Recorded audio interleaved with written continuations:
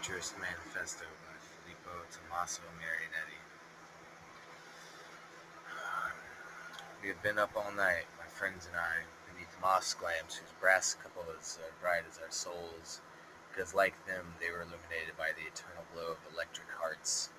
And trampling underfoot our native sloth on opulent Persian carpets, we had been discussing right up to the limits of logic and scrawling the paper with demented writing. Our hearts were filled with an immense pride at feeling ourselves standing quite alone, like lighthouses, or like the sentinels in an outpost, facing the army of enemy stars encamped in their celestial bivouacs, alone with the engineers and the infernal stokeholes of great ships, alone with the black spirits which rage in the belly of locomotives, alone with the drunkards beating their wings against the walls. Then we were suddenly distracted by the rumbling of huge double-decker trams which went leaping by, streaked with light like the villages celebrating their festivals, which the Po and flood suddenly knocks down and uproots, and the rapids and eddies of deluge drags down to the sea. Then the silence increased, as we listened to the last faint prayer of the old canal and the crumbling of the bones and the moribund palaces with their green growth of beard. Suddenly the hungry automobiles roared beneath our windows. "Come, my friends," I said, "let us go." At last mythology and the mystic cult of the ideal have been left behind. We are all going to be present at the birth of the centaur, and we shall soon see the first angels fly. We must break down the gates of life to test the bolts and the padlocks. Let us go. Here is the very first sunrise on earth. Nothing equals the splendor of its red sword, which strikes for the first time in our millennial darkness. We went up to the three snorting machines to caress their breasts. I lay along mine like a corpse on its bier, but suddenly I suddenly revived again beneath the steering wheel, a guillotine knife which threatened my stomach. A great sweep of madness brought us sharply back to ourselves and drove us through the streets steep and deep like dried-up torrents. Here and there unhappy lamps in the windows taught us to despise our mathematical eyes.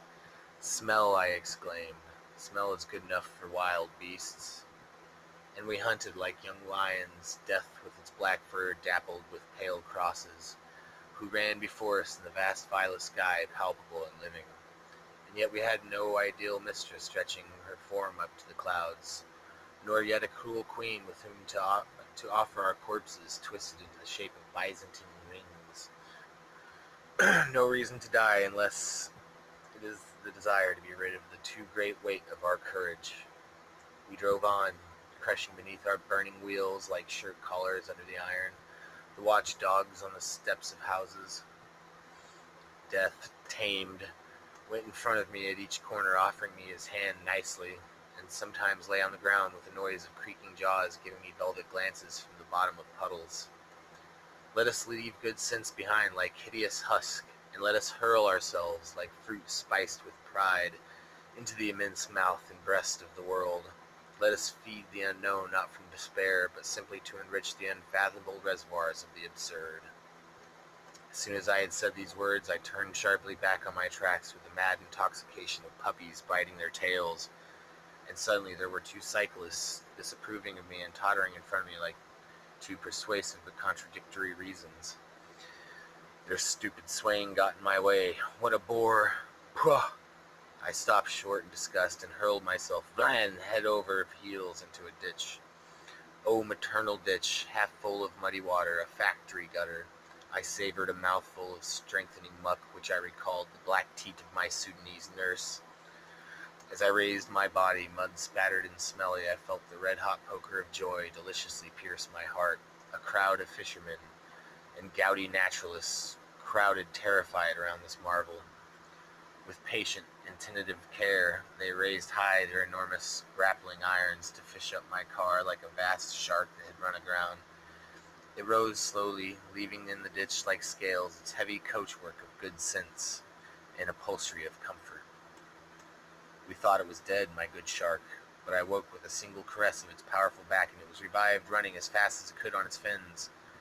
Then, with my face covered in good factory mud, covered in metal scratches, useless sweat, and celestial grime, amidst the complaint of staid fishermen and angry naturalists, we dictated our first will and testament to all the living men on earth.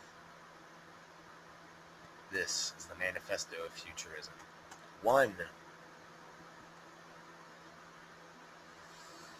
We want to sing the love of danger, the habit of energy and rashness. 2. The essential elements of our poetry will be courage, audacity, and revolt. 3. Literature has up till now magnified pensive immobility, ecstasy, and slumber. We want it to exalt movements of aggression, feverish sleeplessness, the double march, the perilous leap, the slap and blow of the fist. 4.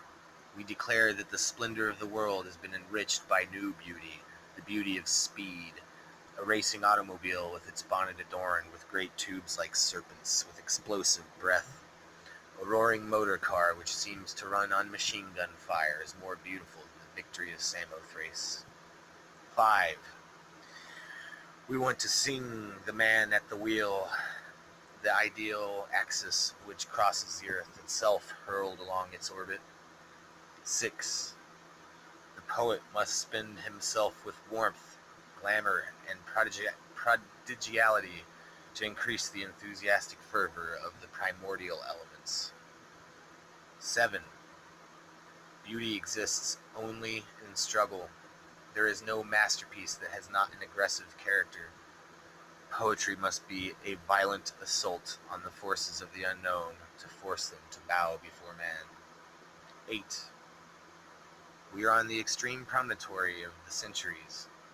What is the use of looking behind at the moment when we must open the mysterious shutters of the impossible? Time and space died yesterday. We are already living in the absolute, since we have already created eternal, omnipresent speed. We want to glorify war. 9. The only cure for this world, militarism, patriotism, the destructive gesture of anarchists, the beautiful ideas which kill and contempt for woman.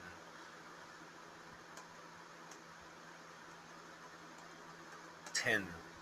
We want to demolish museums and libraries, fight morality, feminism, and all opportunist and utilitarian cowardice. 11. We will sing of the great crowds agitated by work, pleasure, and revolt, the multicolored and polyphonic surf of revolutions in modern capitals, the nocturnal vibration of the arsenals and the workshops beneath their violent electric moons, the gluttonous railway and stations devouring smoking serpents, factories suspended from the clouds by a thread of their own smoke, bridges with the leap of gymnasts flung across their diabolic cutlery of summer rivers, adventurous steamers sniffing the horizon, grape-breasted locomotives puffing on the rails like enormous steel horses with their long tubes for bridle, and the gliding flight of aeroplanes whose propeller sounds like the flapping of a flag and the applause of enthusiastic crowds.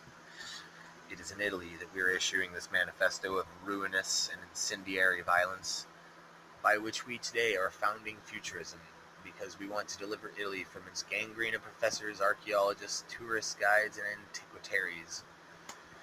Italy has too long been a great second-hand market. We want to get rid of the innumerable museums which cover it with innumerable cemeteries. Museums, cemeteries, truly identical in their sinister juxtaposition of bodies that do not know each other. Public dormitories where you sleep side by side forever with beings you hate or do not know. Reciprocal ferocity of the painters and sculptors who murder each other in the same museum with blows of line and color. To make a visit once a year, as one goes to see the graves of our dead once a year.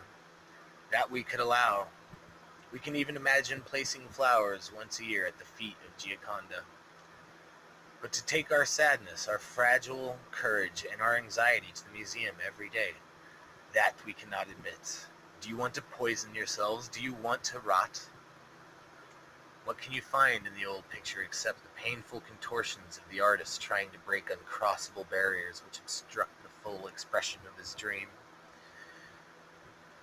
To admire an old picture is to pour out sensibility into a funeral urn instead of casting it forward with violent spurts of creation and action. Do you want to waste the best part of your strength in a useless admiration of the past, from which you will emerge exhausted, diminished, and trampled upon?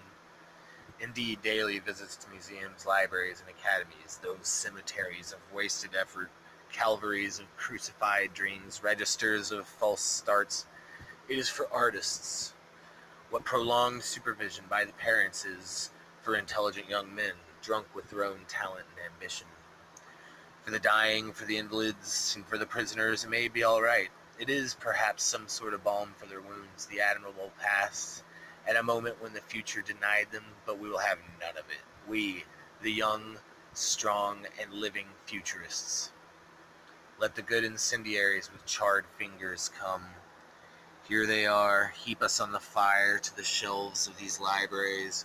Divert the canals to flood the cellars of the museums. Let the glorious canvases swim ashore. Take the picks and hammers and undermine the foundation of venerable towns. The oldest among us are not yet 30 years old. We have therefore at least 10 years to accomplish our task. When we are 40, let younger and stronger men than we throw us in the waste paper basket like useless manuscripts.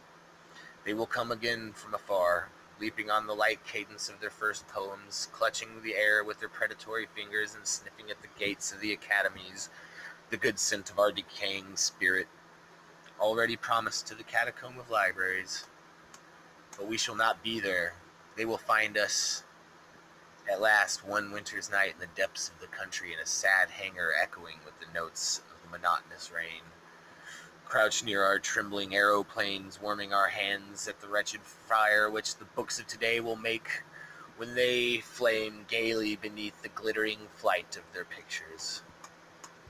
They will crowd around us, panting with anguish and disappointment, and exasperated by our proud, indefatigable courage, will hurl themselves forward to kill us, and with all the more hatred as their hearts will be drunk with love and admiration for only us, as strong, healthy injustice will shine radiantly from their eyes. For art can only be violence, cruelty, and injustice.